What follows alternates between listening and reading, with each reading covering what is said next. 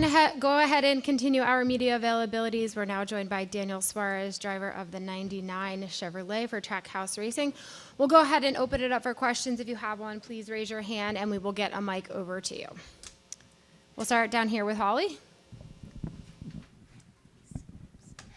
Hi, Daniel. Holly Kane with the NASCAR Wire Service. And I've been asking other people this, but when you go into this event, do you expect there to be a little bit more aggression? I can remember road courses years and years ago, and it wasn't quite like the racing is now, just in terms of the aggression and things like that. Do you just know that going in, or would you completely disagree that it's no different than any of the other races?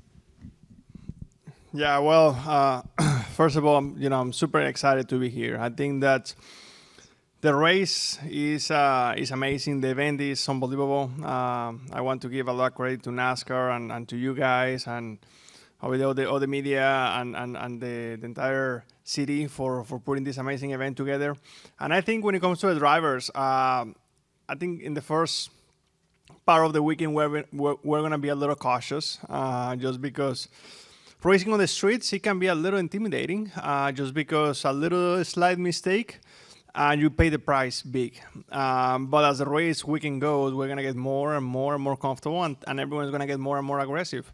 And I just think that's great. I think that last year we all learned a lot, drivers, race teams, even NASCAR.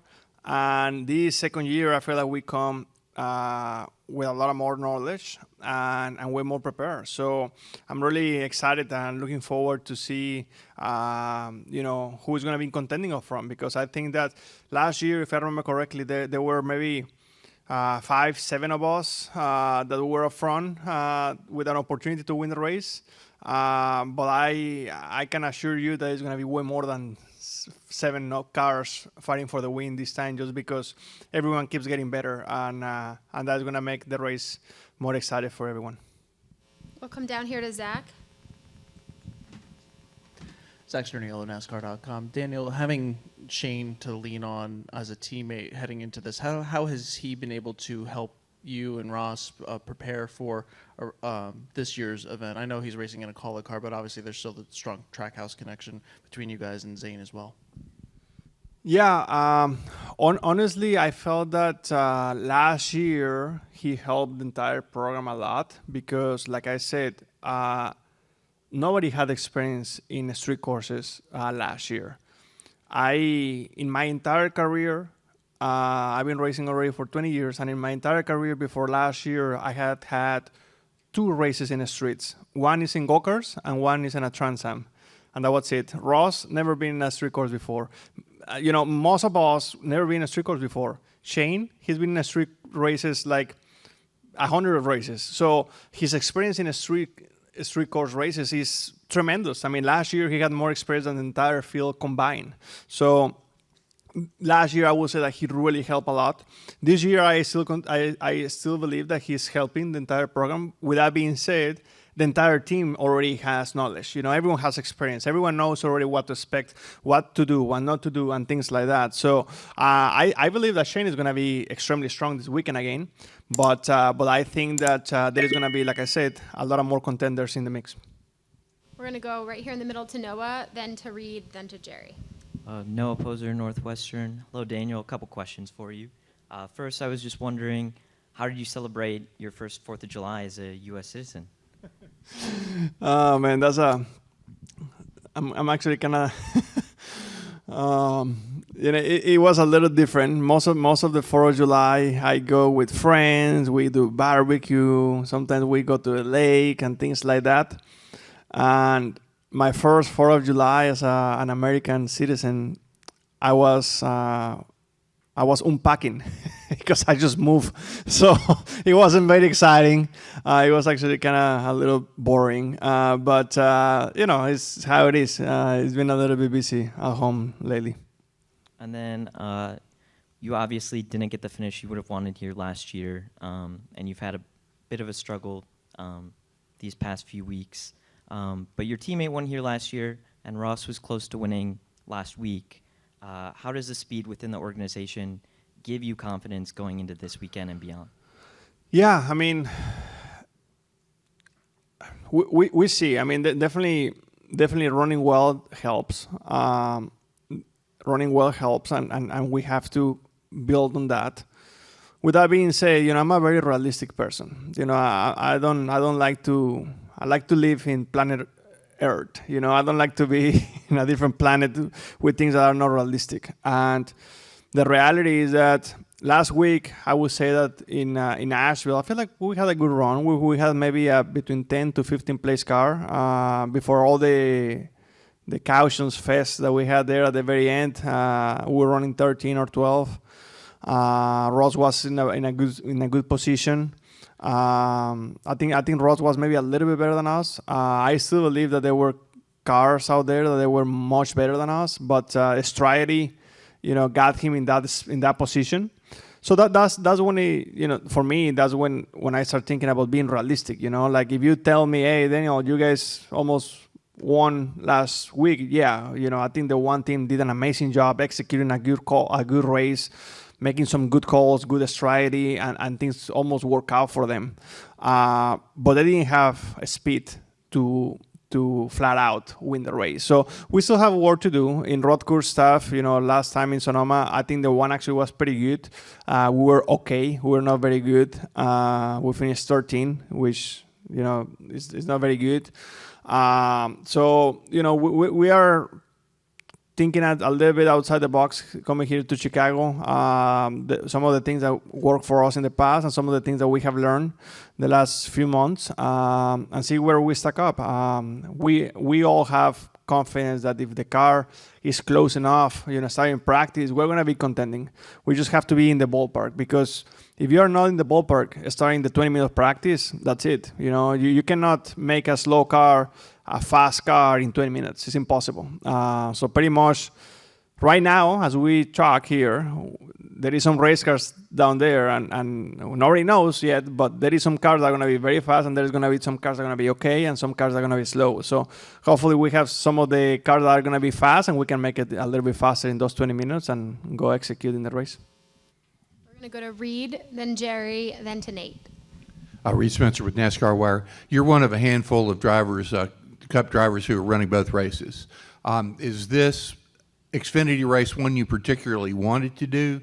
And how can that inform what you do on Sunday? Is there a tremendous value to running the race on Saturday?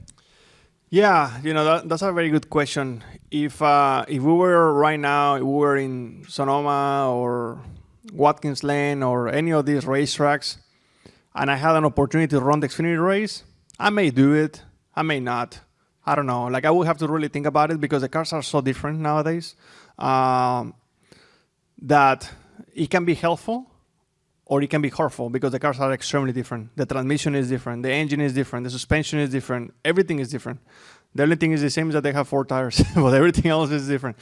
But here in a street course, like I was talking earlier, I personally don't have a lot of experience in street courses. I have had 3 street courses so far in my career, in my life. So the more laps that I can get, the more rep that I can get in this track, I'm gonna take it. So I had a great opportunity there with Mario and his group, and hopefully we can make the most out of it. They've been working very hard to make this race car as good as possible, and I'm really looking forward to get some extra reps. With that being said, I have in mind very clearly that the car is going to be completely different, and the transmission is going to be different, and everything is going to be different. Brakes are going to be different.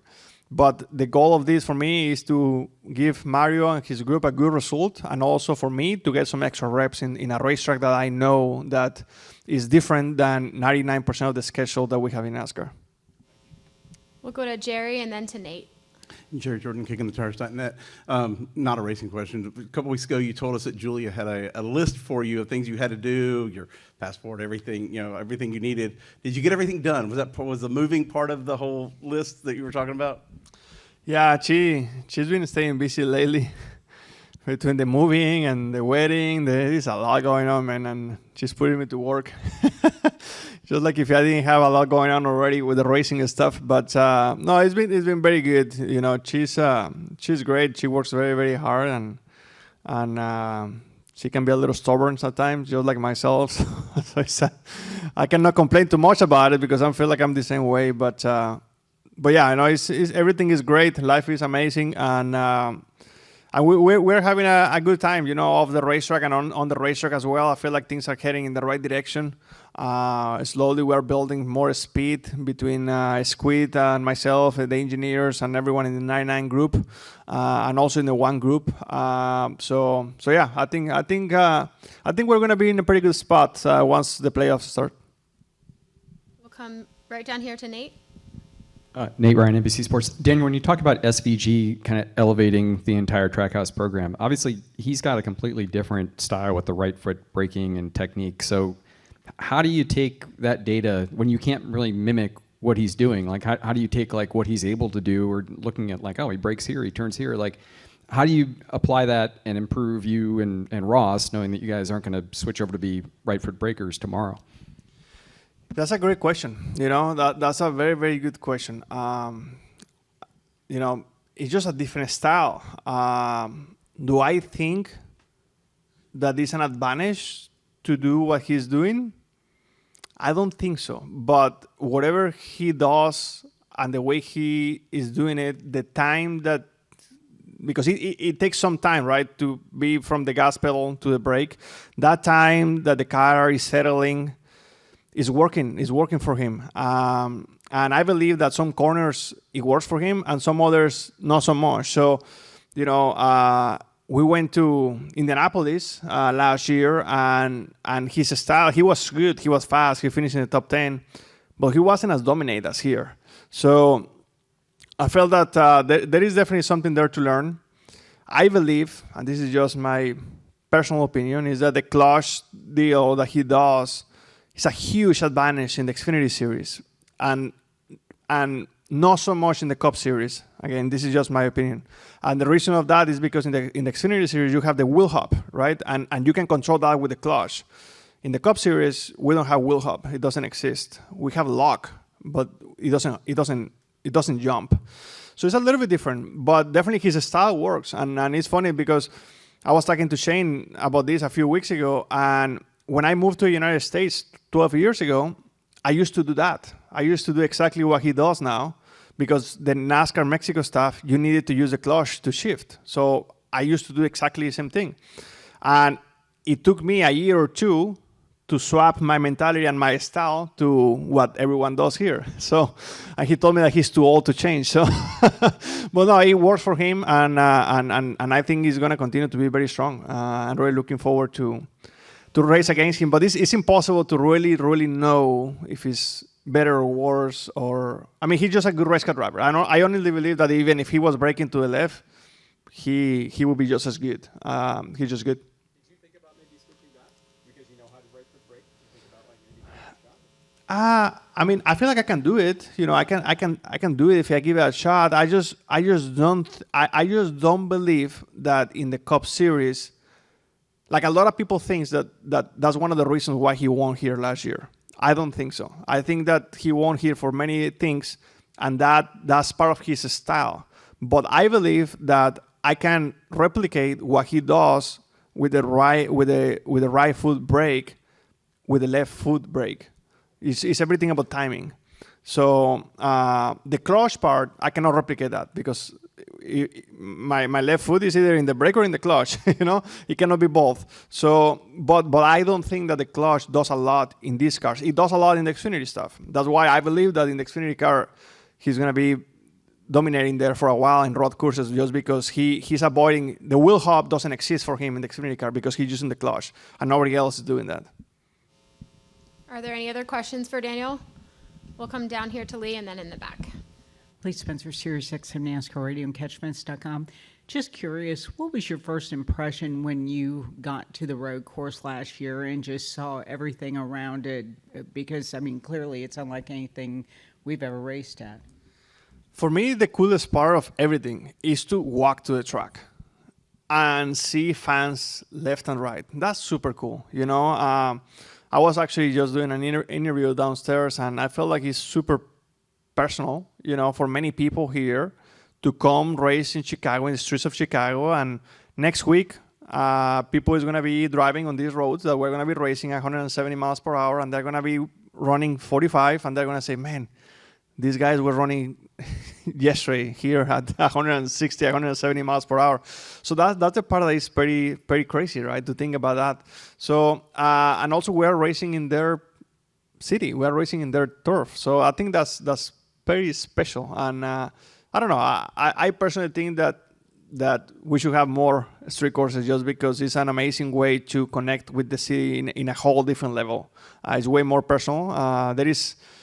We've been bringing fans to the racetracks for 75 years, and I feel like this style or this thought process about bringing the racetrack to the fans, which is exactly what we're doing here, I think it's actually it's a pretty good way to do it. We'll go all the way in the back, and then we'll come back down here to Noah. Daniel, Samuel Stubbs, yardbarker.com. You said earlier that you feel, pretty decent about where your team is at the moment, slowly getting some momentum. 7 races left till the playoffs. You had that win at Atlanta. You probably haven't had exactly the season you want, maybe from a consistency standpoint, but where do you think you guys stack up right now against the rest of the postseason field? Maybe hard to tell this early, but do you think you have what it takes to make a deep playoff run this year? I feel like we have work to do, to be honest. I don't think that...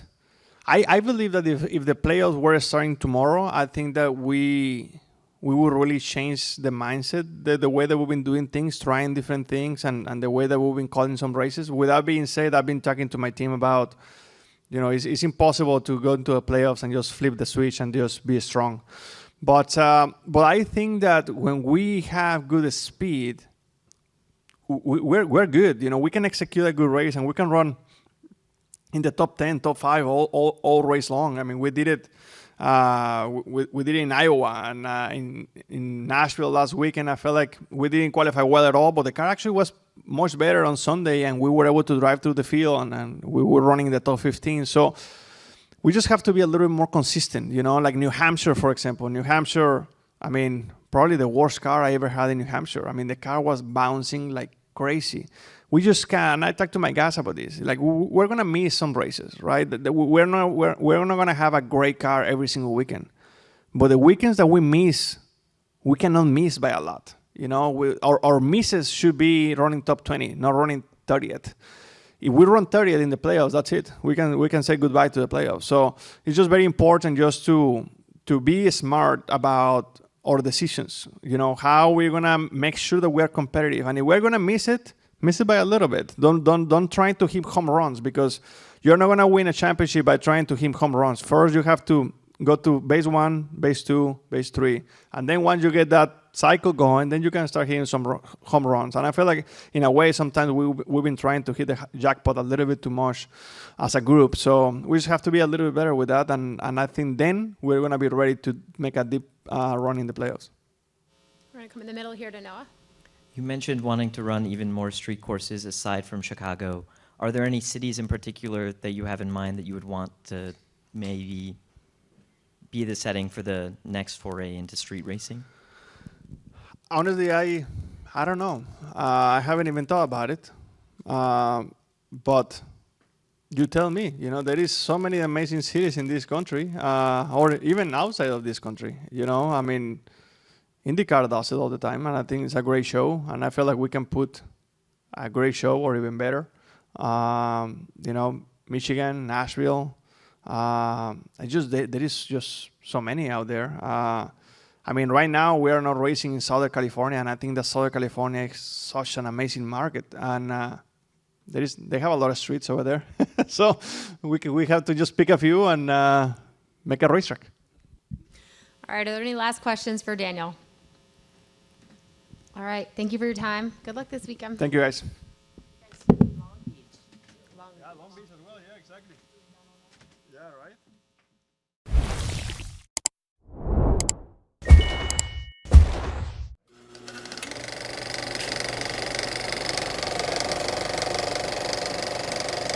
All right, there's the checkered flag. Great job, driver.